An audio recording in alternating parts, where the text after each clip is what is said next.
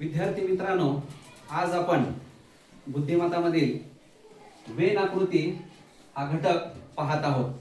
Wien आकृती म्हणजे चौरस, त्रिकोण, आयत, वर्तुळ या आकृत्या एकमेकांमध्ये गुंतलेल्या असतात. आता या आकृत्या एकमेकांमध्ये गुंतल्यानंतर याची उत्तरं शोधायची कशी, पाहायची कशी हे आज आपण या ठिकाणी पाहत आहोत. प्रथमतः या आकृत्यांचं काळजीपूर्वक निरीक्षण करायचं. काळजीपूर्वक काय करायचं? निरीक्षण करायचं. म्हणजेच काही आकृत्या अशा आहेत की आपण झाकून घ्यायच्या आहेत. मग वर्तुळातील आकृती, वर्तुळातील अंक किंवा आयतातील अंक त्यावरती आपण हात ठेवून झाकून घेऊन सुद्धा काहींची उत्तर आपण शोधू शकतो. त्यानंतर प्रश्नामध्ये असं विचारलेलं असतं, सामायिक, फक्त, एकूण, किती, कोणते, असलेले, नसलेले असे अनेक प्रश्न येतात. म्हणजे फक्त आयतात असलेले, फक्त त्रिकोणात असलेले, वर्तुळात असलेले, नसलेले असे अनेक प्रश्न येऊ शकतात. त्यामुळे वेन आकृती हा घटक व्यवस्थितपणे आपण समजून घेऊया. या ठिकाणी आपण प्रश्न दिलेले आहेत. प्रश्न 1 आहे, फक्त त्रिकोणातील अंकांचा गुणाकार किती? आता या ठिकाणी फक्त म्हटलंय, फक्त त्रिकोणातील अंकांचा. आता या ठिकाणी त्रिकोणातील अंकांचा गुणाकार, आता त्रिकोण हे आहे. आता त्रिकोणामध्ये फक्त म्हटल्यामुळे एकच आहे.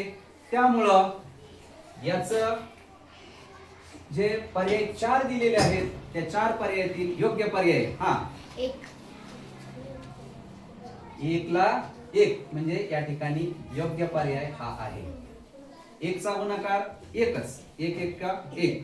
यानंतर दुसरा प्रश्न आहे, वर्तुळातील विषम अंकांचा गुणाकार व आयतातील सम अंकांचा गुणाकार यातील फरक किती? आता बघा, गणित थोडंसं मोठं आहे.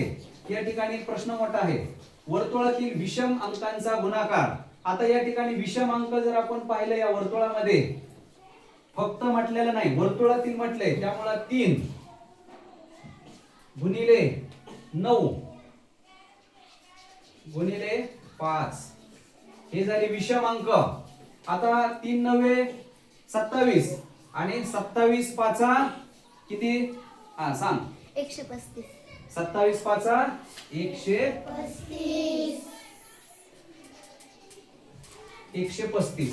आता विषम अंकांचा गुणाकार झाला. आयतातील सम अंकांचा गुणाकार आणि परत यातील फरक. आता आयतातील सम अंक, या ठिकाणी सम अंक फक्त 8 आणि 6 आहे.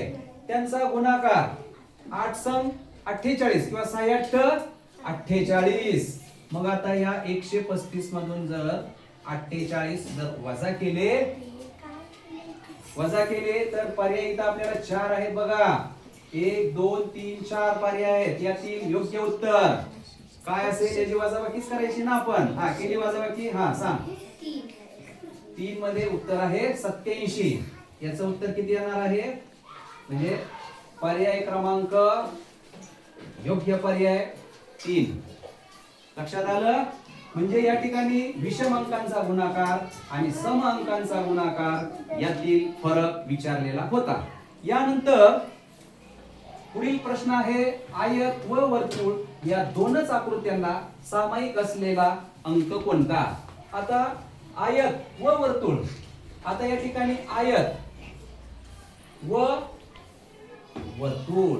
आता ही आकृती आपण त्रिकोणाची झाकून घेऊया. आता या ठिकाणी सामायिक असलेला हा एकच अंक दिसतोय, बरोबर आहे? म्हणून पर्याय क्रमांक 4 यामध्ये 9 हा सामायिक अंक आहे. दोनच आकृत्यामध्ये बघा, या दोनच आकृत्या ना सामायिक असलेला अंक तर हा 9 आहे. म्हणजेच पर्याय क्रमांक 4 हे योग्य उत्तर आहे. अशा प्रकारे वेन आकृती हा घटक आपण या ठिकाणी पाहिलेला आहे. विद्यार्थी मित्रांनो, आज आपण वेन आकृती हा घटक घेतलेला आहे. यावरील 3 प्रश्न आपण पाहिलेले आहेत. ते प्रश्न आणि त्याची उत्तरं तुम्हाला समजली ना? हो. छान. उद्या येताना वेन आकृती या घटकावरील प्रश्नांची उत्तरं सोडवून या. ओके.